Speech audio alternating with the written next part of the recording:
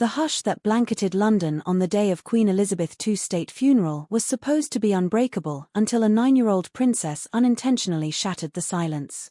One tiny yelp, half-stifled and wholly human, rippled through the sea of black coats and military medals, reminding the world that beneath layers of protocol the House of Windsor is, at its heart, a family of real people with real sibling squabbles.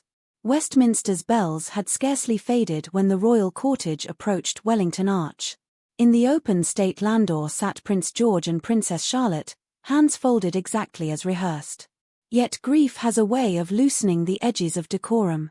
George, desperate to cut the tension only a child can feel so sharply, leaned sideways and delivered a mischievous pinch to his sister's arm, a playful gesture he might deploy at a Sunday picnic, but one amplified here by global lenses.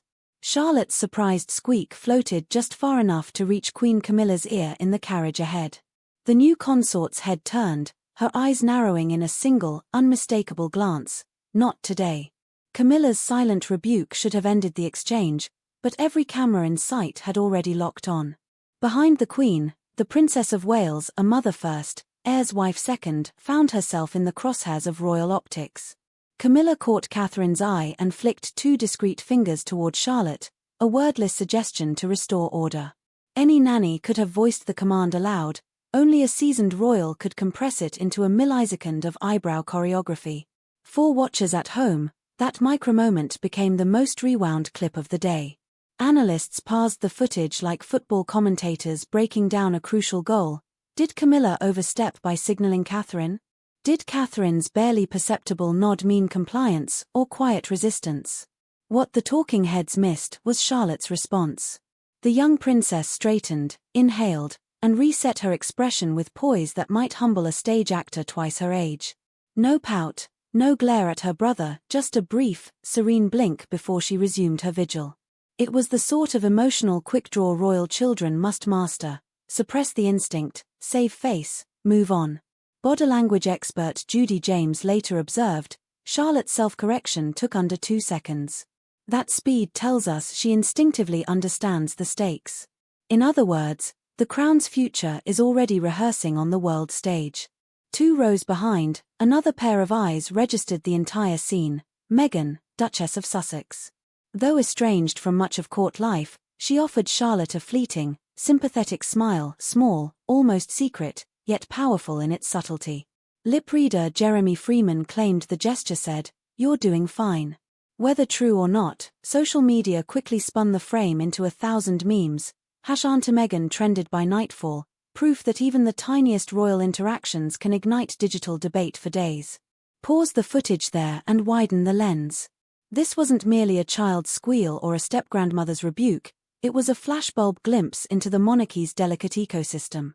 The institution thrives on spectacle, but it survives on the tight choreography of relationships: old guard versus next generation, consorts versus blood heirs, insiders versus those who stepped away. One ill-timed pinch revealed the entire web. Weeks later, that same web would be retightened for King Charles III's coronation, an 11th-century ritual rebooted for a streaming age. Westminster Abbey soared with Handel, smartphone flashes, and the faint scent of beeswax candles. This time Charlotte arrived in a snow-white Alexander McQueen cape dress, walking beside George with the composure of a mini-stateswoman. No yelps, no pinches, barely a blink out of place. Even Prince Louis, recently crowned sovereign of cheekiness, curbed his comedic timing enough to keep the hymns on beat. Yet watchers still searched Charlotte's face for echoes of Wellington Arch. Had the lesson stuck? By all appearances, yes. When heralds cried "God save the King," Charlotte dipped her head to the precise angle once favored by her great-grandmother. The cameras loved her for it, the public loved her even more. Overnight polls showed a 12-point jump in approval for the young princess, proof that resilience sells as well as charm.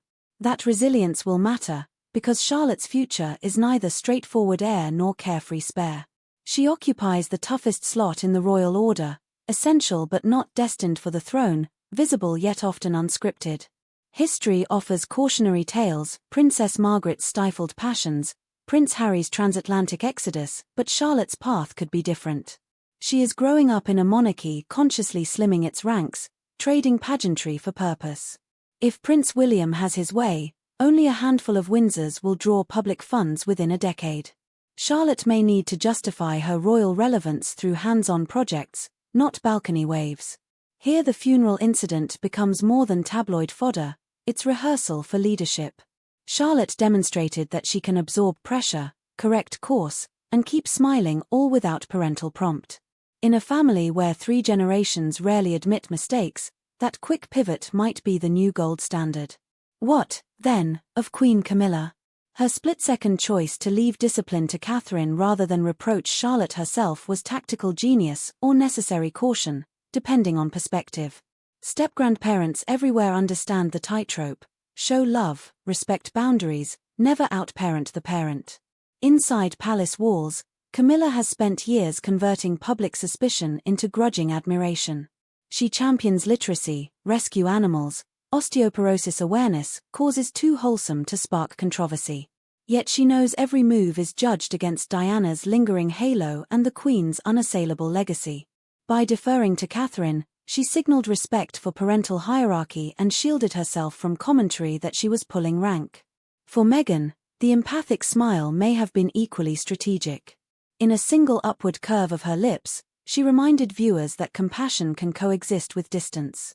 That half-second of solidarity balanced the narrative of royal estrangement with a whisper of kinship. Critics called it performative, supporters called it human. Either way, the gesture kept her relevant to the royal conversation without uttering a word. Microhooks abound. Will Charlotte someday spearhead mental health campaigns inspired by that tiny moment of public stress? Could Camilla evolve into the monarchy's quiet mediator, smoothing generational friction one eyebrow raise at a time? Does Meghan's subtle encouragement suggest soft reconciliation is possible even after Netflix tell-alls? Behind the speculation lies a cold reality. The monarchy's survival in the 21st century depends on its youngest faces embodying authenticity while honoring tradition.